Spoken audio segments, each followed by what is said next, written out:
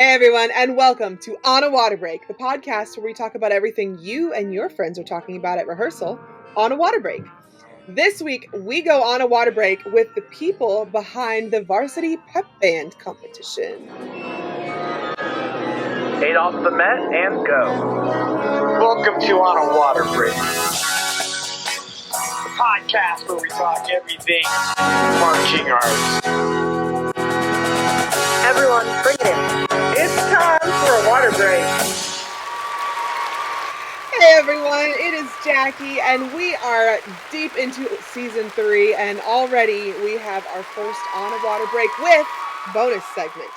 You know, we talk about everything on a water break, and pep bands are no different. So pep bands have been a staple of college sports since the late 19th and early 20th centuries, originating as small groups of enthusiastic students playing to rally school spirit. Over time, these ensembles grew in size and prominence, often linked to marching bands and performing at football and basketball games. Also, volleyball games. That was the first time I ever saw a pep band in college. They play at pep rallies and community events. Today, pep bands are a vital part of the game day atmosphere, energizing crowds with fight songs, pop tunes, and spontaneous cheers. In particular, college pep bands are diverse in size and style, reflecting the traditions of their institutions. They often serve as ambassadors for their schools, embodying school pride and uniting fans. With the growth of college athletics and media exposure, pep bands have become essential in creating the high-energy environment that defines college sports, showcasing a blend of music, tradition, and spirited entertainment.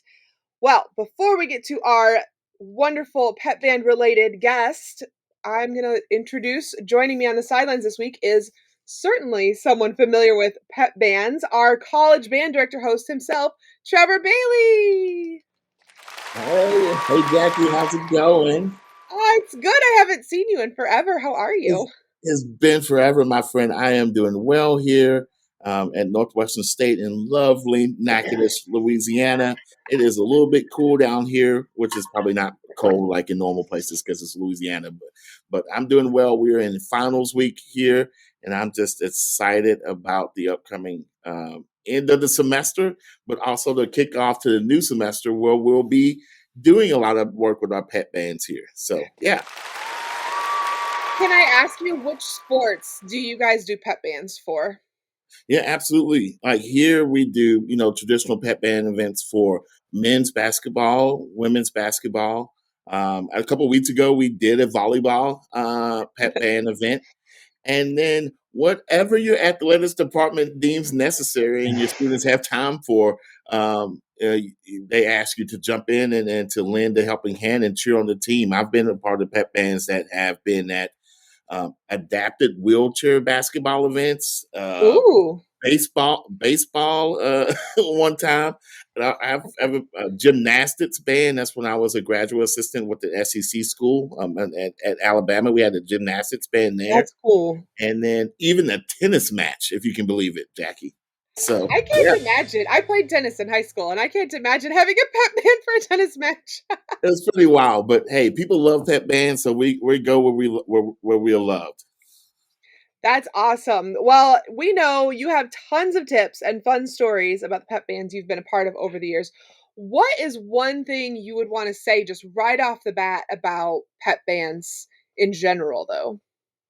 Yeah, I just, we always want folks to, cheer along with us, that to make sure that we're supportive of the students who are giving their time and efforts, who are taking away time from their studies to go to like those sporting events to cheer on our the amazing student athletes that are really working hard to put out a good product at those events. And that you don't need to use canned music all the time if you're a part of an athletics department. You That have right these, there. yeah, that's the line. So show your appreciation by utilizing the groups, showing appreciation for those hardworking students who have countless hours of rehearsal, putting together their music folders and their spirited cheers for you, because it's definitely worth it. For sure. And I feel like the live music just makes it a whole different experience. Let's get to the reason that we are bringing you this On a Water Break with bonus episode this week. Please welcome to the sidelines the product development manager for Varsity Performing Arts, Tyler, and I'm hoping I'm going to get your last name right. It's Dietrich?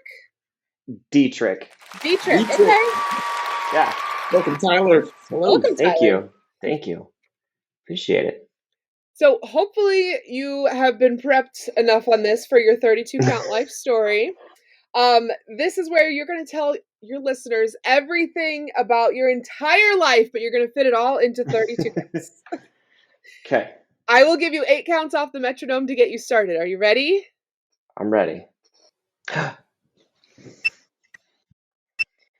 All right. So my name is Tyler Dieterich. I'm the Varsity Product Development Manager in our Performing Arts Department. Prior to this, I was a band director for 11 years in the state of Tennessee. My performing experience was at Father Ryan High School. I then went to UT Knoxville with the Pride of the Southland, and I marched Carolina Crown for 3 summers in 08, 10, and 11. Then I went into teaching with like Franklin High School, was where I did my student teaching under David Adelit. Went to far east Tennessee with Cotton County High School, Powell High School, and then I finished my teaching career at Independence High School. So why did you come up with this idea for this for this pep band competition? So Varsity's doing this pep band competition. If you want to go ahead and give us kind of like a rundown of what's going on and how you came up with this and what's the background on that? Yeah, so about 5 years ago, Varsity got kind of into what was called Game Day Live. And so the cheerleading side of it is very familiar with their game day, and so is dance team. And then they wanted to add a live element to it, which included pep bands.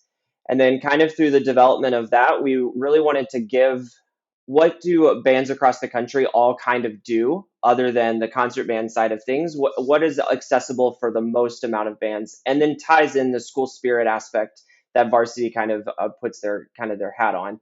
And the biggest thing was pep band. And so how can we bring your traditions into a competitive environment in the middle school, high school, or college?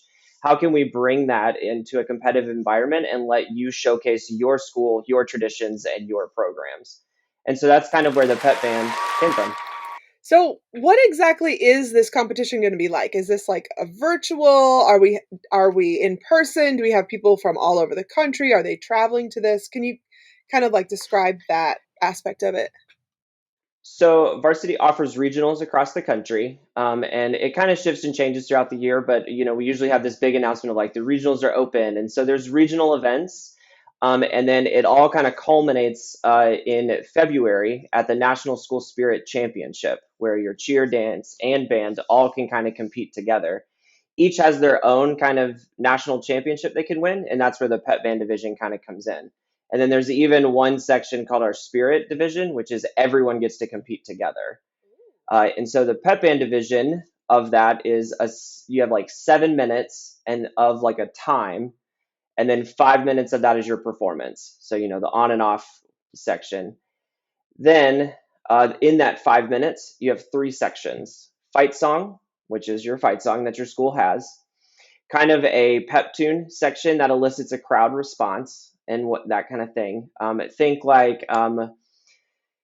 like just a small section that is like something that elicits you saying your school name or your Go Eagles or something like that. Or you can use your halftime show.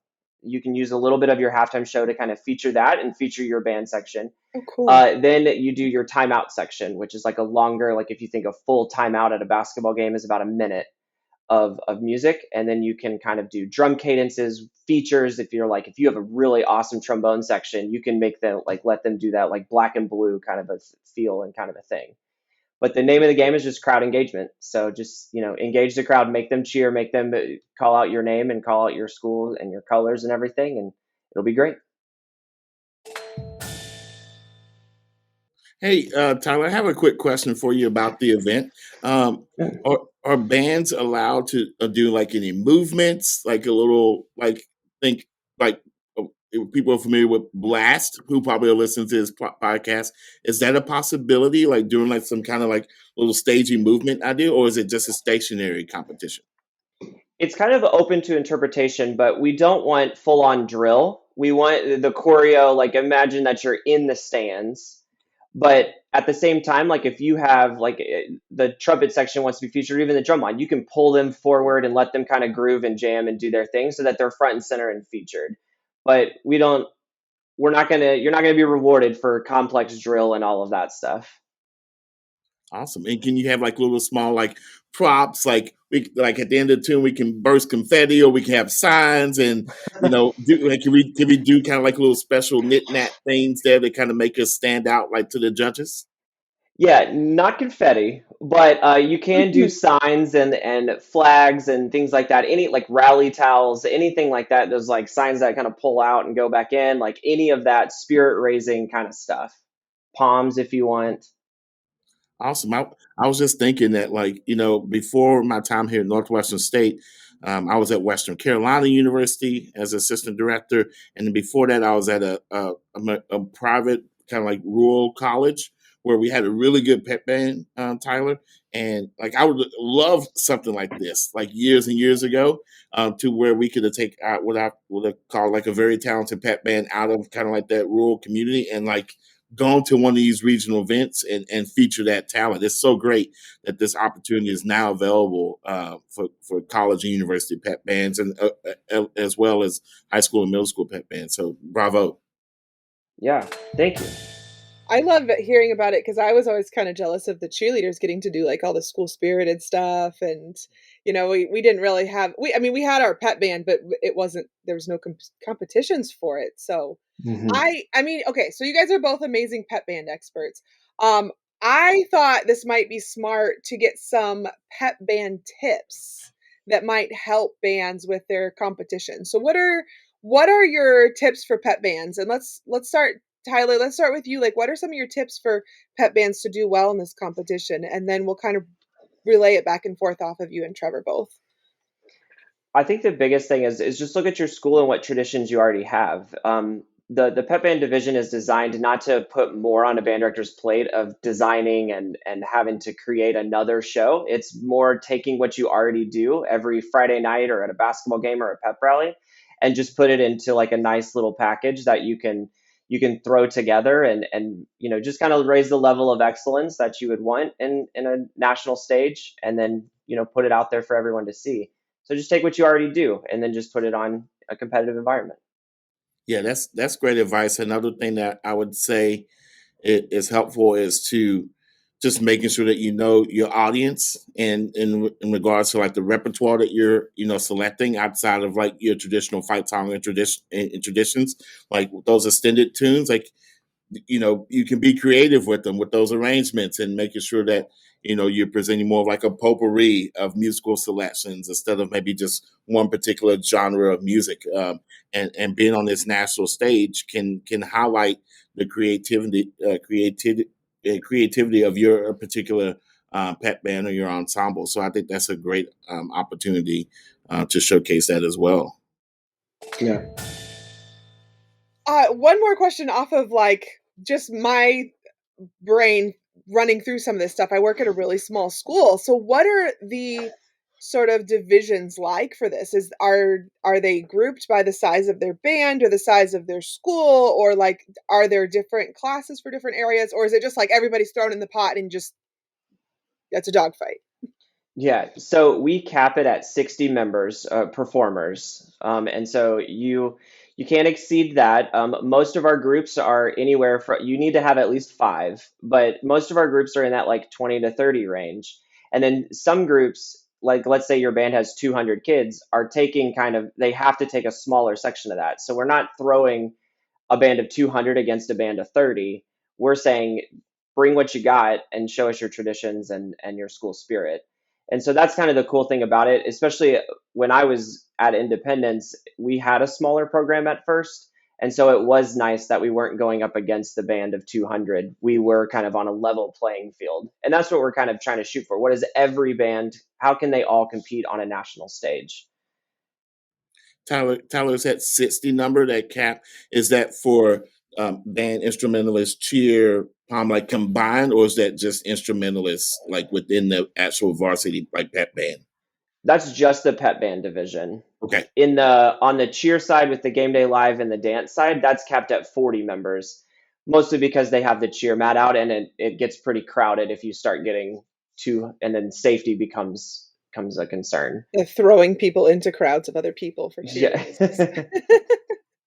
So tell us a little more about the game day live stuff. Yeah, so 5 years ago it started, and then I actually got to take Independence there. We went 4 times. We got to, we were lucky enough to win three national championships with them and our cheer team. Nice. Thank you. And so that's when I kind of grew really passionate about the Game Day Live division because of how it affected our school spirit, but also how it affected our school. And so Game Day Live is really just your cheer team and your band get to compete together. And then eventually it evolved into you can do your dance in your band. And then starting next year, you can have all three out there at the same time competing. And so it's kind of the same thing as the pep band division, the different segments, but you just get to include your cheerleaders and your dancers in that as well. I love this so much. This is great. This is great for, because especially at the college and university level, we're always looking for opportunities to collaborate, across campus, and even within our spirit groups. But sometimes we don't get to it unless it's the day of the event, because the schedules are so misaligned. Everybody have their own duties. But now you have the opportunity through this event, which is great to actually have true collaboration and travel together and to compete together and to be recognized as like a unified, entity. And I think that's super, super cool. And that space really doesn't exist out there other than here, which is great. Yeah, it was really awesome seeing kind of our cheerleaders and our band members kind of grow in a relationship together, and like competing together creates that bond. But then the year after we first started this, it was incredible to go to a game and have the cheerleaders and the band really interacting with each other. And then the dance team want to be included in that, and to just, they all kind of start working together without the adults in the room. They start wanting to do certain pep songs and they start asking for more. And it's not coming from the band kids. It's coming from the cheerleaders and the dancers in the student section because they all kind of start working together. And that's what we call a culture changer. Mm-hmm. Like it changes the culture. It's great. Yeah. And then canned music's not wanted because they want to hear your band. All right. Well, we are going to go work on those stand tunes. So we'll be right back with our What Are We Doing and the Gush and Goes. So get back on the field.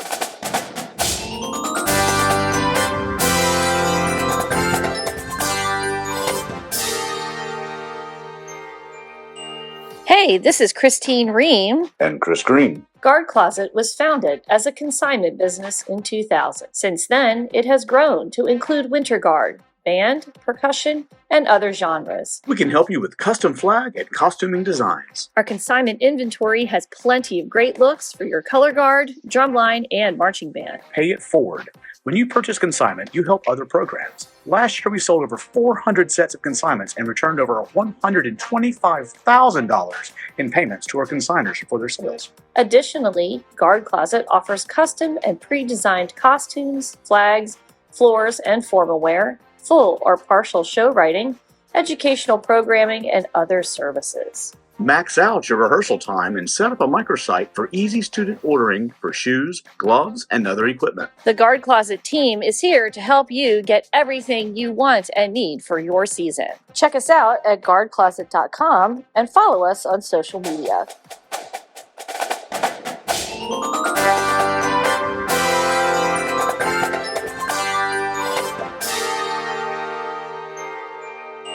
And welcome back. One of the things that we miss that I totally want to make sure we get from you guys is the great pep band stories. I know each of you have just an absolutely great pep band story that you want to share. So let's start with Trevor. Oh, absolutely. Oh my gosh. Oh, so the craziest pep band story that I would have is probably as a graduate assistant at the University of Alabama, my second year. I was in charge of the gymnastics pep band. It was very difficult to make. Everyone wanted to go to the SEC gymnastics competition. They filled up the arena with 7,000 to 8,000 people every other Friday. And sometimes they would have celebrities at, a lot of these events, and all these former football players came, to get recognized at the event, and they ended up jumping up and like conducting like the band. They wanted to hear like a familiar tune that wasn't really in the folder, but was in the folder for like a different event. So they like kind of called it up themselves. And I'm just sitting there, I'm like, okay, I guess we can do this. So like, I hope my students know this one. and thankfully we had enough veterans in the group to where, okay, well, we have these celebrities who are awesome, and who are in the NFL now, like calling up Pep Band tunes in the setting.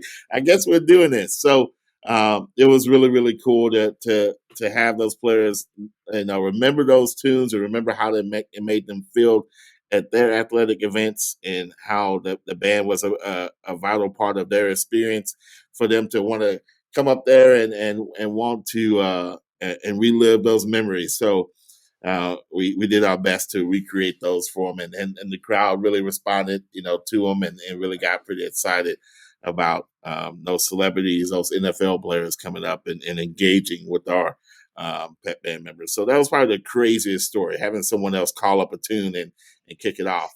I bet they really appreciated it too, though, because I bet those football players were like feeling nostalgic and remembering their college football days. Absolutely. Absolutely. So that's my craziest story, Jackie. Tyler, what about you? Oh gosh.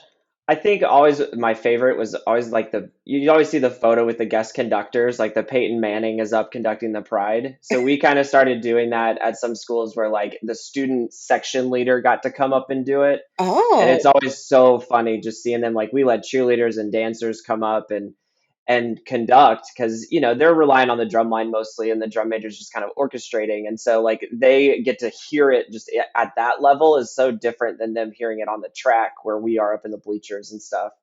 And so those are always fun, and seeing their face and just their picture is just like always hilarious. I bet that helps with that sense of community we were talking about earlier too, just having that interaction. And there are some cheerleaders I remember from college who like attempted to climb the drum major ladder in the stands and change their mind like halfway up too. So I'm sure that's an experience. Yeah. I do that every week. That feeling doesn't change. That's not exclusive to drum cheerleaders. Coming down is worse. Oh, I'm sure. I always loved whenever like the drum majors would be up in the stands, and I don't know if they do this I feel like I've seen it at BOA and I've seen it at DCI too, but like the drum majors are all in the stands and they have all the bands playing together or something, and that just seems so cool too, like having such a wide range of covering the whole stadium with music, and gives me the feels. Yeah. So Tyler, just to let our listeners get to know you a little bit better, there's a fun game I really like to play with all of our guests whenever we have time to, and that's, what part of the marching arts are you? So if you were part of a marching band or an indoor performing ensemble or a pet band, what part would you be? Oh gosh. I think so. When I student taught at Franklin High School, there was this gentleman who was the logistics chair. And this guy got everything done and down the road and planned it all. And he was incredible. And so I think that is what I really love doing in this role, is planning. And like, I love doing the budget side, but also just like getting it to elevate the kids' experience and create those memorable experiences for kids. And that really came down to that dad. And so it'd be really like, that's where I think I thrive a lot, is just getting kids that memorable experience and trying to plan it for them. And then they just get to come and enjoy the time and enjoy the people. The band logistics coordinator. Yes. I feel like that just falls on the band director in our small school. Yeah. Trevor, do you have a band logistics coordinator? Yes, we have a couple. Oh. They do really good work, and they are well, needed individuals, and they make the train go down the track, and oh my gosh, lifesavers, life-saving people. That was Yeah. Whenever I was running in competitive indoor guard, that was one of the most stressful things for me because it was literally all on me. Small town, small team, and have to put Plan everything in A through order. Z. Yeah. Yes, exactly. Now it's time for one of our favorite parts of the show. What are we doing? What are we doing?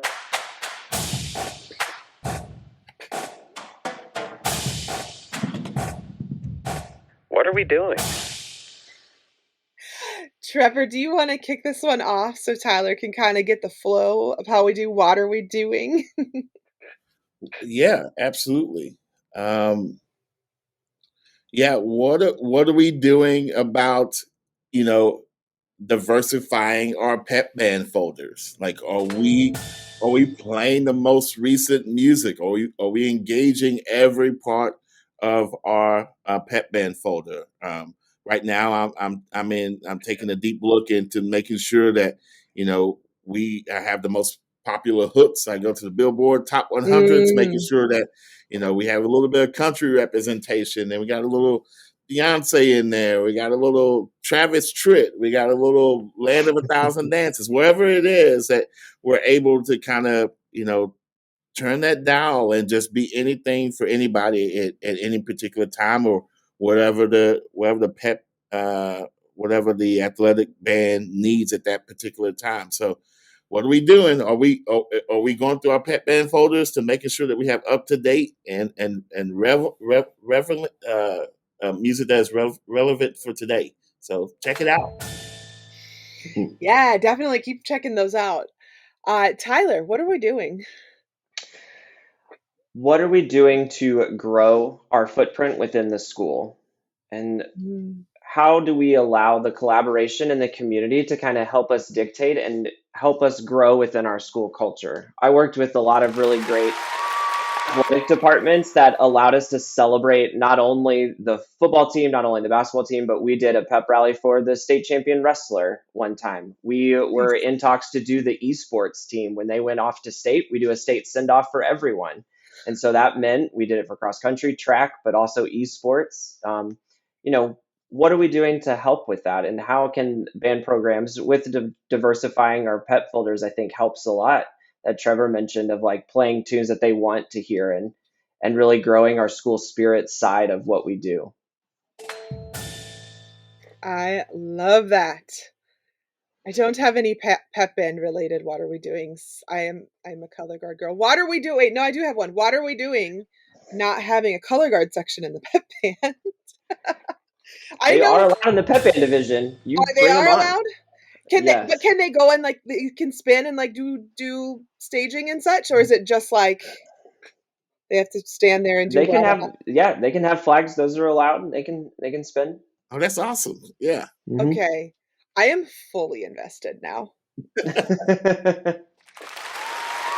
So now this is to all the schools that don't have color guards in their pep band. What are we doing not having color guard in the pep band? Because could you imagine? You don't even have to go crazy with like funding and such. You just get up there with some school color flags and get everybody excited about it. Like that's cool. That's awesome. What's cool about this? Not every school has the ability at the college or high school level to have, or middle school, to have a winter guard, right? Like, because the funding of that is so big. So now they have this different, this extra outlet that they can participate in and be engaged with every member of their band and travel and compete and all this stuff. So it's another great opportunity, another box check. Yeah. Perfect. Yeah, and I love that like integrating. We always talk about integration of the color guard with the band. Integration of the color guard with the band. The color guard is part of the band, and there's so many schools out there who, because color guard like goes off and does winter guard separately from the band in the spring semester, like they say no, it's a different activity. We have to be different. We have to be separate, and it's like you really don't. It's just another section of the band. And I think maybe this whole pep band competition is going to actually solidify that. I love it.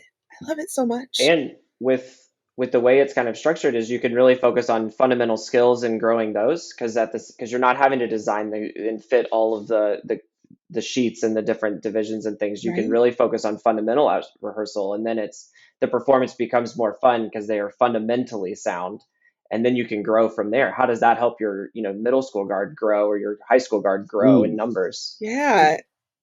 I have a question. Hey Tyler, we're talking about all these great things where we can take part in, like, and this may be we're going to bring this up later, Jackie. So sorry if I'm jumping the gun a little bit, but where can we like see the event? What can we? Is it going to be broadcast? Is streamed? Can we see recordings of it? Post recordings?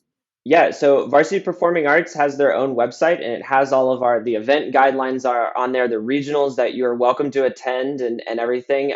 It's also Varsity TV is a great kind of avenue to kind of go and see what it kind of looks like. This is the first year for Pep Band Division, so we're getting together those videos and those things of the groups that chose to do it this year. And we're coming up with ways to kind of show bands what it looks like and what they did, and then how can you adapt it to what you want to do. So yeah. Awesome. That's so cool. Another way to help grow too is with your drum line. Great job, everyone.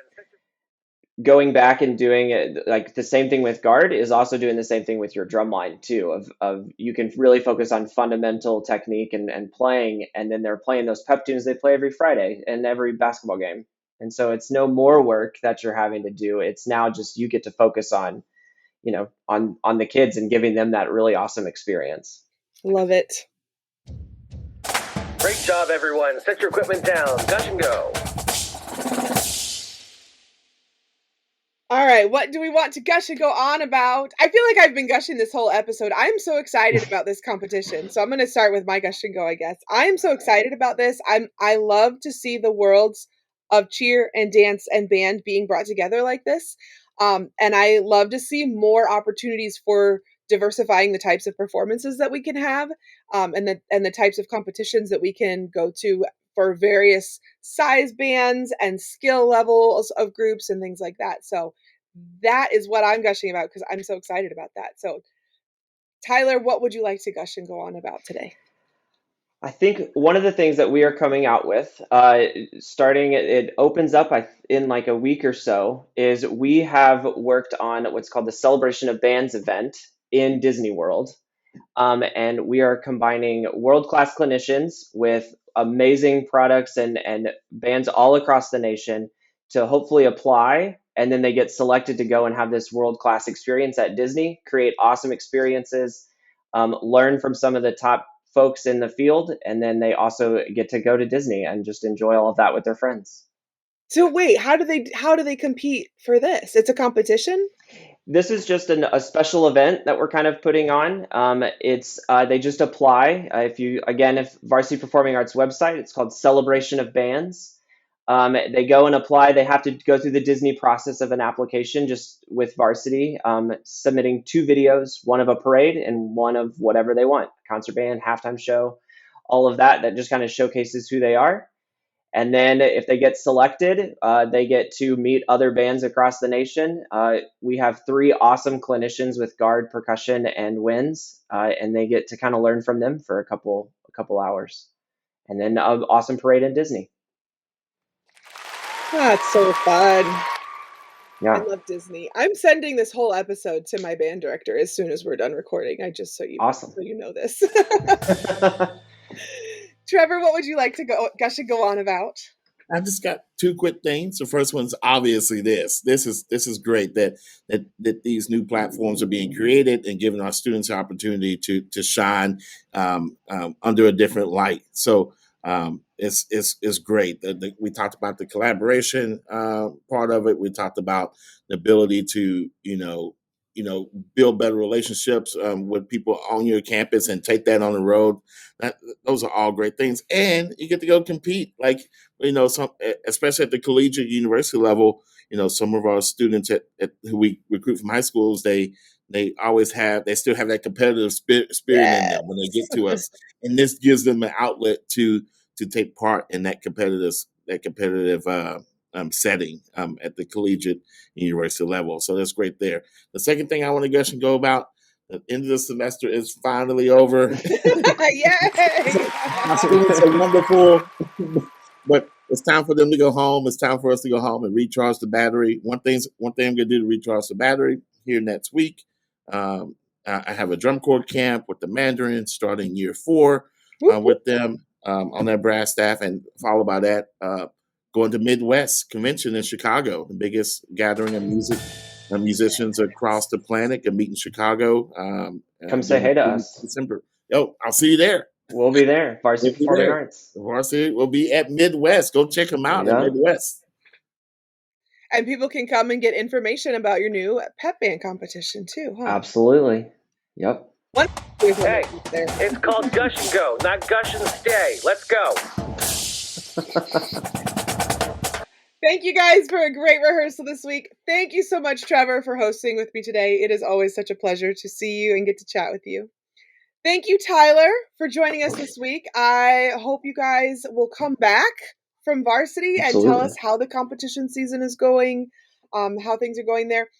Tyler, if we wanted to follow information about the competition, find it on social media or websites, where should our listeners go to? We're on Instagram, Varsity Performing Arts, and then our website kind of links, has all the links and everything there too. So just Google Varsity Performing Arts. Awesome. One more thing, don't forget about our YouTube channel. It has many of our interviews coming out as full video editions. Subscribe, make sure you don't miss those. You get to see all of the mess behind me and hopefully see how it changes over the next few months as I finish remodeling my house. And of course, before you close out your podcast listening app, make sure you go subscribe, write us a review, share this with a friend, follow us on all of our social media at On a Water Break, and we'll see you at the next rehearsal on a water break. The On a Water Break podcast was produced by Jeremy Williams and Christine Reed. The intro and outro music was produced by Josh Lyda. To learn more, visit lydamusic.com. And until next time, thanks for tuning in.